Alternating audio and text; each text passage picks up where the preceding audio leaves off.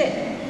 We can be looking completely normal, and at the same time, our mind is conscious of the breath. And that immediately brings us back into ourselves again. Especially if we're very agitated, or we're upset, or we're angry, irritated, anything is really disturbing our mind. It's very skillful to just let that go and bring the attention back, breathing in, breathing out, breathing in, breathing out. And it brings us back into ourselves again. So this is a very useful thing for us. And if we develop this during the day, then it also helps to make a continuity with our ordinary, when we do a formal practice. Because often people feel that there is a big hiatus between their formal practice when they're sitting on their meditation cushion and the rest of their daily life. It seems like there's this huge split. And so people think, well, the time I spend on my cushion is so small, and the time I spend in my daily life is so huge, how am I ever going to make any progress? And, you know, the point is to really bring the two together by trying to cultivate this quality of being conscious and being aware during our daily lives. And one skillful way to do that is to cultivate this quality of knowing the breath. Because, as I say, when we breathe and we know it, we're here and we're now. Because we can't breathe in the past, we can't breathe in the future, we can only breathe in the present. As long as we are conscious of what we are doing, we're here. And as we become more conscious of the breathing, of itself, it begins to calm down. So then the mind also begins to calm down because, as I said, they're very connected. So this is a very easy way to connect our everyday practice and make our life our practice. The problem is we don't do it.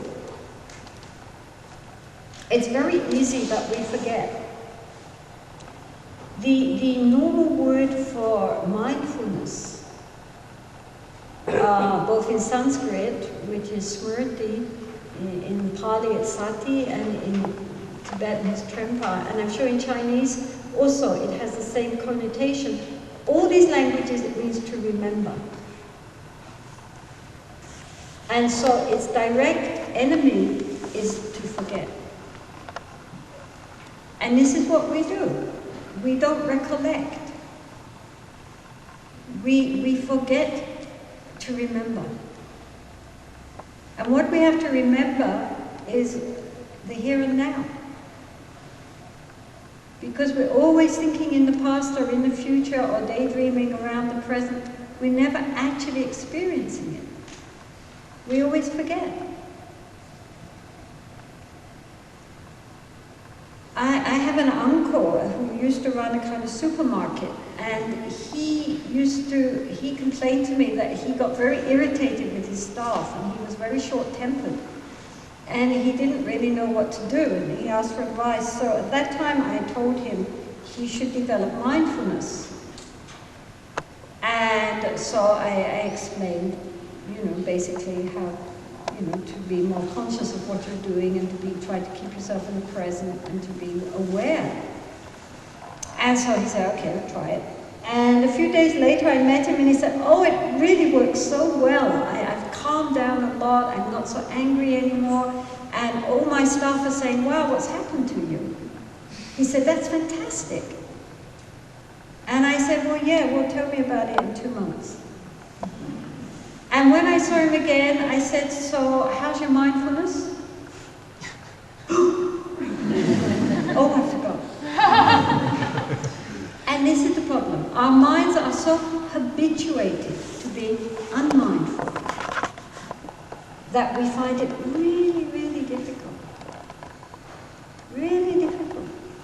to be conscious of what we're doing while we're doing it, what we're saying while we're saying it, what we're thinking while we're thinking. It seems so easy. You know, in Burma, they have these meditation centers, and there they train people in being mindful. So, because it's a meditation center, they've got nothing else to do, and everybody's doing the same thing, so you don't look peculiar. They do, like, you know, if I want to pick up that watch, then, you know, first of all, intending. Because actually, everything which we do and say has an intention behind it. The mind, first of all, decides to do that. It happens so quickly that normally we're not even conscious of having the intention. Right? I want to go. And that moment of intention before I reach out is lost. But everything which we do intentionally, and that's almost everything we do, creates karma. The Buddha said, karma is intention. So everything which we say and do and think, when it has that moment of intention behind it, is creating the seeds of our future karma. So therefore it behoves us to be very careful about our intentions. Because if our intentions are linked with greed or aversion, anger, or with this sense of this basic inherent ignorance of what is called the I am conceit, which we'll deal with later, then that is negative karma.